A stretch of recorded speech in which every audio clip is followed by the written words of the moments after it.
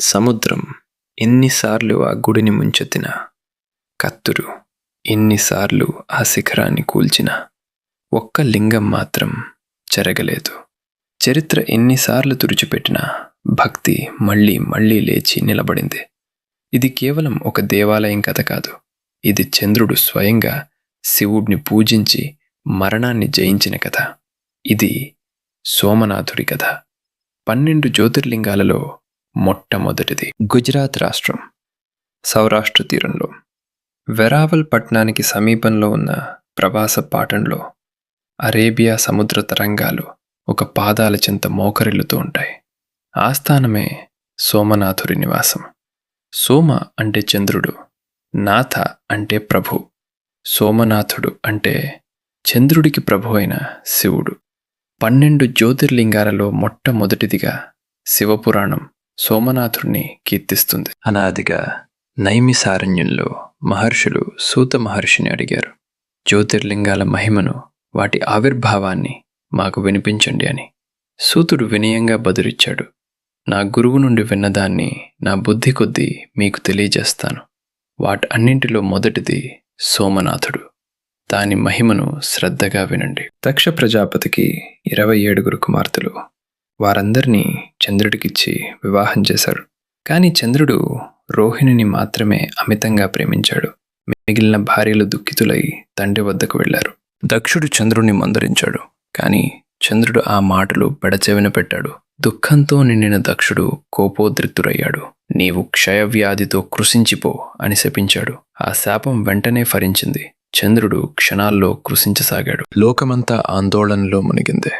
దేవతలు, ఋషులు బ్రహ్మదేవుని శరణు వేడారు. బ్రహ్మ ఒక మార్గం చూపాడు.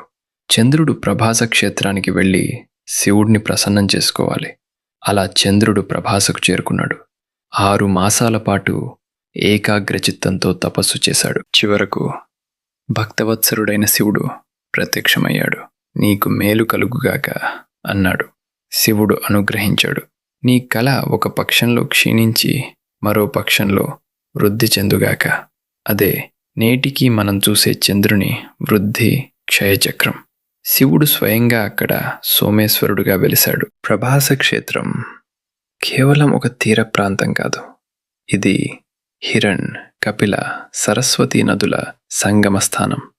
త్రివేణి సంగమం.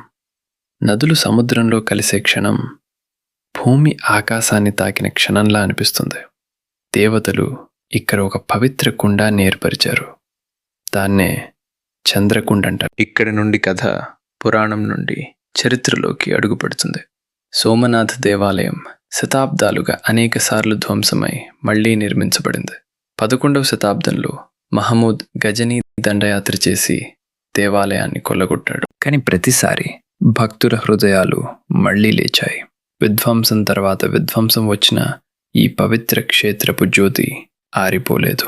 రాళ్లు పడిపోయినా విశ్వాసం నిలిచింది. స్వాతంత్రం వచ్చిన తర్వాత సర్దార్ వల్లభాయ్ పటేల్ ఈ దేవాలయాన్ని పునర్నిర్మించాలని దృఢంగా నిర్ణయించుకున్నారు.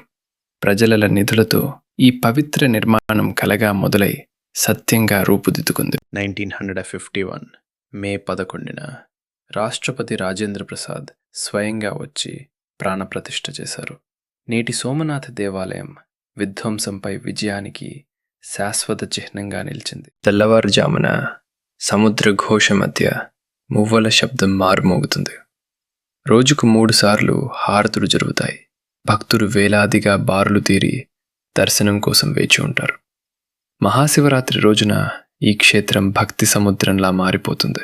సముద్రపు అలలు దేవాలయ గోడలను తాకుతూ ప్రతి క్షణం చంద్రుని కృతజ్ఞతను గుర్తు చేస్తాయి. సోమనాథుడి కథ కేవలం చరిత్ర కాదు, ఇది మనలో ప్రతి ఒక్కరి కథ. చంద్రుడు తప్పు చేశాడు, శిక్ష అనుభవించాడు. కానీ శరణాగతితో మళ్లీ నిండుదనాన్ని పొందాడు. దేవాలయం ఎన్నిసార్లు కూలినా అది మళ్లీ లేచింది. ఎందుకంటే భక్తి ఎప్పుడూ చెరిగిపోదు. మన జీవితంలో ఎంత చీకటి వచ్చినా వెలుగు మళ్లీ వస్తుంది. చంద్రుని కళల. సముద్రపు అలలు ఎన్నో యుగాలుగా ఆ తీరాన్ని తాకుతూనే ఉన్నాయి.